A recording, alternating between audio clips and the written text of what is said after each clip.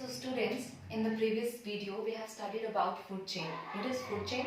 Food chain is the series of organisms which eat one another. Okay, so there are various types of food chain like in a forest ecosystem, plant is being eaten by the deer is being eaten by the tiger. So there are various kinds of food chain. Now what happens when various kinds of food chains present in an ecosystem, they interact, they connect each other by eating other species, is known as food web. What is food web? Food web is the interconnection of various food chains. When different types of food chains are available in the ecosystem, then what happens?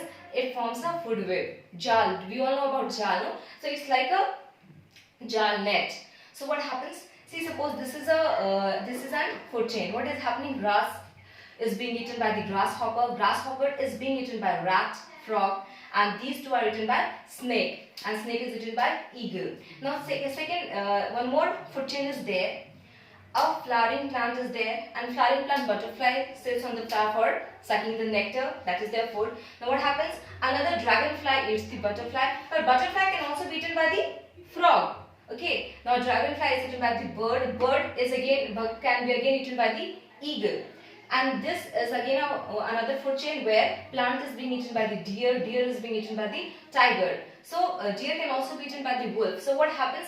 This interconnection, this net-like structure present in the ecosystem where one species connect with the other by eating or by being eaten is known as food web. Now if we move ahead, energy flow in an ecosystem. So in an ecosystem there are various food chains. We eat plants. Okay, so why do we eat plants? Why do we eat food? Because we get energy. So what happens? The producers, which are the plants, they get energy from the sun. They prepare their food. Okay, now what happens? On producers, other consumers are dependent directly or indirectly. Now suppose rabbits. Rabbits, what do they eat? They eat grass, plants. Okay, they are herbivores. So what happens? When they eat these plants, they get energy. Now when rabbits eat this plant, get energy, and when snakes eat the rabbits, what happens? They also get the energy, and when eagle eat the snake, they also get the energy. So what is happening? The energy is being transferred from the producers to the consumers. Okay, so one level to the other level, the energy is being transferred. So this is the energy flow in an ecosystem. And always remember, energy flow in an ecosystem is always unidirectional. Unidirectional means it will not pass, that rabbits will not pass the energy to the producers, or snakes will not pass the energy to the rabbits, because rabbits are not eating the snakes. Okay, so what is happening? If we are eating the food, then only we are getting energy. So rabbits, the green plants are the food for the rabbits. So they are eating the plants, so that's why they are getting the energy. Okay, so how do we get energy? By eating something. So when an organism is being eaten by the other, they gain the energy. So this is energy flow in an ecosystem, and it is always unidirectional, means in one direction only. Now in the energy flow there is 10% flow. What is happening when the energy is being flowed from the producer to the consumer? We have to know how much energy is being transferred. Okay, so the 10% law means that the energy from the one trophic level to passed on to the next trophic level is only 10%. Okay, 10% law means the transfer of energy from one trophic level to another trophic level is only 10%. This means that the rest 90% is used in the other processes by that organism. For example, now producers, what do? They gain the energy from the sun, right? So what happens when they get the energy from the sun? They utilize it for the process of photosynthesis. They also utilize it for the respiration, for their growth. So there are various things happening inside the plant. So how it happens? Because one needs energy to do that. So plant also needs energy to do all those things. So approximately 90% of the energy is being utilized. Only 10% remains, and that 10% is passed on to the next level. Now from primary consumer, that passes on to the next level. So from each trophic level, only 10% passes on. So this is 10% law. Now suppose with the producers the energy is 10,000 kilocalorie. Okay, with the producers, the energy is 10,000 kilocalorie. Now, if I tell that only 10% passes on to the primary consumer, so 10% of 10,000 is 1,000 kilocalories. So, the primary consumer will have how much energy? It will have 1,000 kilocalories energy, and the energy as it is moving to the upward trophic level, what is happening? The energy is getting reduced. So, we can say that in a food chain, 3 to 4 trophic level exist. Why? Because the energy, we are knowing that from 10,000 it became 10 kilocalories. Okay, so it means that energy is getting reduced. Now again, if we take out the 10% of 10 kilocalorie, it will come in points. So when an organism eats very less amount of food, then that energy won't be sufficient for that organism to survive. So that's why this much 3 to 4 trophic levels exist in an ecosystem. Now we have studied about food web, food chain. Now we will study about the environmental problems. Now what are the environmental problems? See, we are living in an environment, in a balanced ecosystem where biotic as well as abiotic content both are essential. If any imbalance or any extension of any of the species would create imbalance in the ecosystem and would lead to environmental problems. Now suppose if plants are being eaten by the deer. Now suppose if more amount of tigers are there and they will eat the deer, okay, so what will happen? A time will come when the deer will get extinct, and if the deer will get extinct, then what will happen? The number of plants and grasses will increase. Why? Because no one is there to eat them. So it will create an imbalance in the environment. So that is environmental problem. The first environmental problem we'll study is biomagnification. Magnification means big. So biomagnification means increase in the concentration of non-biodegradable toxic chemicals which get accumulated at successive trophic levels. Biomagnification means when from one trophic level to other trophic level, the concentration of non-biodegradable substances increases. Okay, non-biodegradable substances means those substances which cannot be degraded and harm the environment. And those non-biodegradable substances, what happens? They get accumulated at each trophic level and amount goes on increasing, which may affect the whole food chain. Now suppose example of magnification of DDT. DDT is an insecticide or a pesticide. Now what magnification is? How the concentration of DDT is increasing from one trophic level to the other. Now DDT is an insecticide. Suppose it is used for killing the insects, pests. Now what happens? When it is used, some amount may go into the water. Some amount may go into the water. Now what happens? Producers grow, take water from them. So suppose producers are getting 1,000 concentration of toxic substances, means the minimum. This is the minimum concentration which producers take. Now zooplanktons are dependent on the producers. What will happen? They will, in order to fulfill their eating, what will happen? They will depend on producers and eat more and more plants. So the concentration will increase. It may increase to 10,000. Suppose it may increase to 10,000.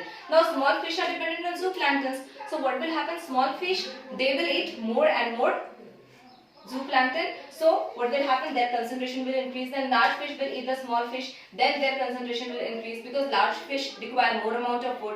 Now human beings are dependent on large fishes. Okay, they eat large, small, both the fishes. So human beings are dependent on large fishes. When the fishes are filled with the toxic chemicals, what happens when human beings consume them? What happens? They also get affected with the toxic substances. So likewise, from the producers to the consumers, the level of concentration of harmful or toxic substances get increased at each topic levels and gets accumulated. So this leads to biomagnification. Now we can say that the lowest concentration of toxic substances is with the producers and the highest level of toxic substances is with the human beings, or we can say that at the organism which is at the top of the food chain. So this is all about biomagnification. Now second environmental problem is waste.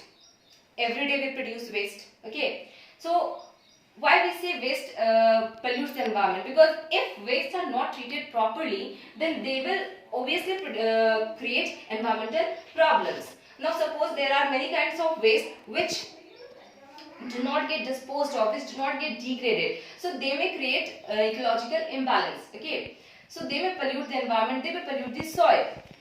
So waste can be degradable and biodegradable. So what happens when the waste are degradable and biodegradable? So if we have to manage those waste, what we will do? We will segregate the waste into biodegradable waste and non-biodegradable waste. Now what are biodegradable waste?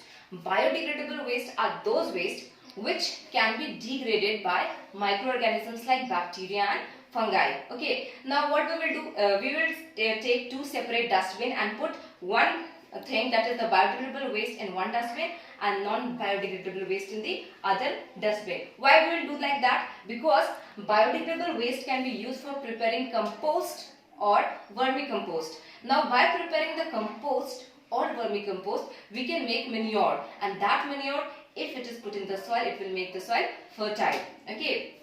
Now non-biodegradable. Why we separate non-biodegradable? Because some non-biodegradable substances are very dangerous. Okay, so if we separate them, we can use 3 R's. We can use 3 R's, that is reduce, reuse and recycle. There are many non-biodegradable waste which can be reduced, which can be reused and can be recycled for further use. So this is how we can manage the waste. Now third and the most important is ozone layer depletion. See, ozone layer is present in the environment, we all know. So in which layer it is present? In the stratosphere. Okay. So what is the importance of ozone layer? Why ozone layer is present? Ozone layer is present because it protects us from harmful UV radiations, means ultraviolet radiations, which may cause skin cancer, cataracts, decrease in the productivity of plants, which may decrease our immune system. So these are the examples which are these are the things which may be caused by the ultraviolet radiations and may be harmful. So ozone layer is the most important layer which protects us from this harmful rays. Now due to the increase in the number of pollution, due to the increase in the advancement of technology, what is happening? The pollution is being created more and more, and what is happening? The ozone layer depletion is occurring. Now ozone layer depletion means thinning. Ozone layer is thick. It is thick, that's why ultraviolet rays are unable to enter the earth surface. Now what is happening? Due to the pollution and due to the use of chlorofluorocarbons, oxygen layer is getting depleted, that is becoming thin, and which creates a hole in the ozone layer, and that hole allows the ultraviolet rays to reach the earth. Okay, so it is very dangerous because they may cause various kinds of diseases. And why it is caused? It is caused mainly due to CFCs, chlorofluorocarbons. And where are chlorofluorocarbons used? They are used in air conditioners, deodorants, etc. Many more things they are used. So these CFCs are mainly responsible for the depletion of ozone layer. And we know that ozone layer depletion was first observed in Antarctica, but now what is happening? Various countries have come together, come forward to reduce the hole so that the ultraviolet radiations could not reach our earth. So if we have to, as an individual, what we can do to protect our ozone layer? By lowering the use of CFCs, we can try that we should use less amount of CFCs, chlorofluorocarbons. We can reduce the pollution. We can use the 3 R's. Okay, the things which can be used again and again, means reduce, reuse, recycle. If we do, then those things becomes usable. Now afforestation. Afforestation is very important because planting of trees also lessens the amount of pollution. So these were all about how environmental problems are caused and how we can manage them.